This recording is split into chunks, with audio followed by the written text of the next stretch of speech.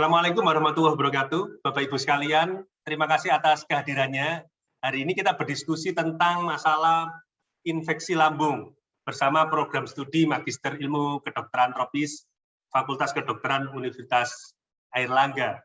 Kita bicara tentang sebuah infeksi yang kita namakan bakteri Helicobacter pylori. Apakah itu? Ya, jadi Helicobacter pylori ini adalah sebuah bakteri yang menjadi penyebab infeksi baik di lambung maupun di duodenum, yaitu bagian atas dari usus halus. Kalau Bapak Ibu sekalian sering mendengar kata-kata mah atau dalam bahasa klinisnya itu gastritis atau luka pada lambung yang biasanya kita sering sebut sebagai ulcus pepticum, atau misalkan pernah dengar sebuah keganasan yang disebut kanker lambung, maka bakteri ini dianggap sebagai salah satu yang terlibat atau menjadi penyebab utama. Nah, angka gastritis sendiri atau MAH itu cukup besar ya, cukup besar. Jadi di angka bahkan kalau di Kanada di angka 35%, di Jepang sendiri angka 14,5%, Cina 31%. Di Asia Tenggara sendiri lebih dari 500.000 orang menderita gastritis ya, atau sakit MAH tersebut. Nah, kenapa kok ada perbedaan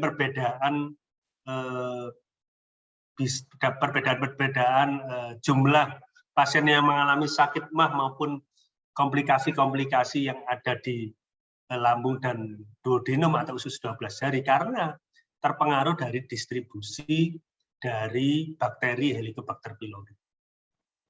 Secara teoritis, secara umum epidemiologis, jumlah populasi dunia ini yang terinfeksi oleh Helicobacter pylori itu lebih dari 50%. Dan pada sebagian besar orang ternyata tanpa gejala.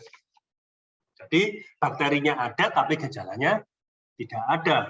Nah, tetapi jika kita itu tinggal di lingkungan padat penduduk, tinggal di lingkungan tanpa suplai air memadai, dan tinggal dengan seseorang yang terinfeksi Helicobacter pylori, maka resiko kita akan meningkat.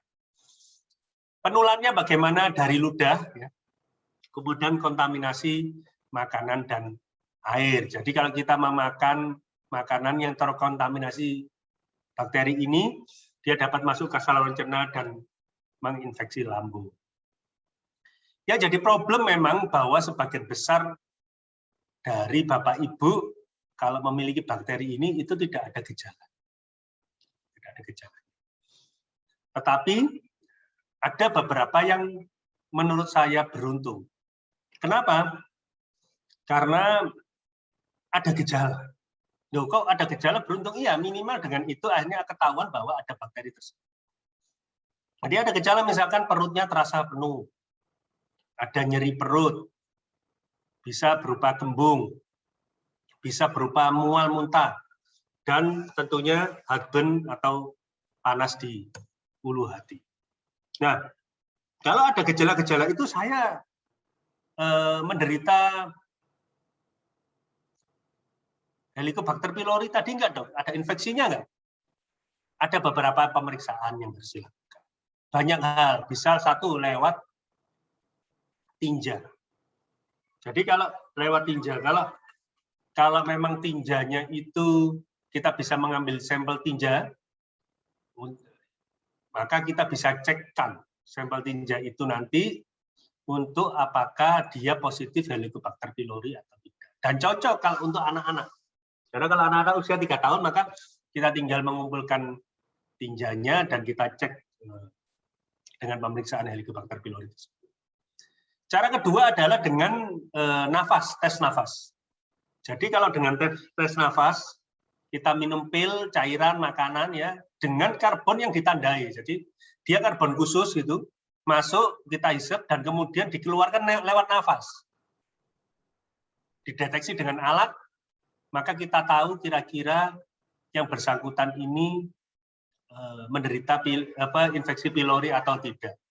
Bagaimana kita tahu bahwa yang bersangkutan itu ada pylori atau tidak, karena pylori ini mempunyai enzim namanya urease.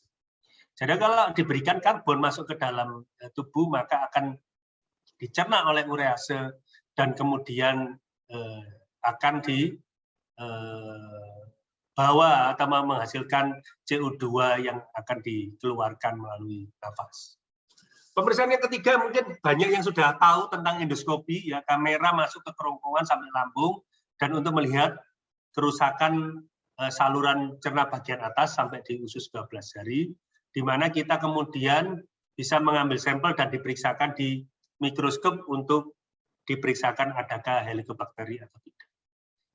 Kapan saya harus ke dokter? Pertanyaannya. Jadi kalau ada keluhan nyeri perut yang sangat kuat, Anda tidak tahan, tidak bisa nelan, buang air besar warna hitam, ya, warna hitam seperti petis, atau muntah darah kehitaman seperti kopi, maka itu waktunya Anda untuk melakukan pemeriksaan ke dokter.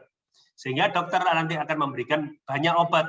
Mungkin ada antibiotik, ada antimual, dan juga obat-obat yang menurunkan asam lambung, yang mungkin sudah sering dengar, omeprazol, ranitidin, tetapi dengan sebuah program tertentu selama sekian hari dan melalui pengawasan tertentu, dan nanti ada sebuah tes untuk mengecek kembali pasca pengobatan apakah bakteri tersebut masih ada dalam tubuh kita atau tidak.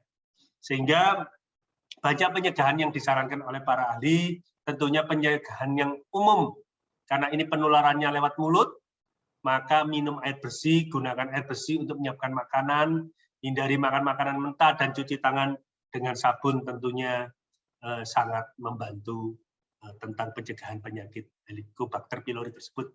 Bapak Ibu sekalian, hari ini kita bicara tentang infeksi lambung. Ada bakteri lambung yang sangat terkenal yang bernama Helicobacter pylori.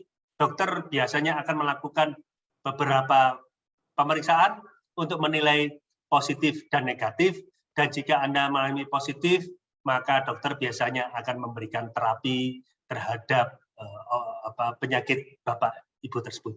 Demikian Bapak Ibu sekalian, hari ini kita berjumpa dengan program studi Magister Ilmu Kedokteran Tropis Fakultas Kedokteran Universitas Airlangga Surabaya tentang infeksi lambung. Jangan lupa untuk pergi ke dokter dan berkonsultasi dengan ahli tentang penyakit ini jika didapatkan tanda-tanda yang kami sebutkan di atas. Wassalamualaikum warahmatullahi wabarakatuh. Salam sehat.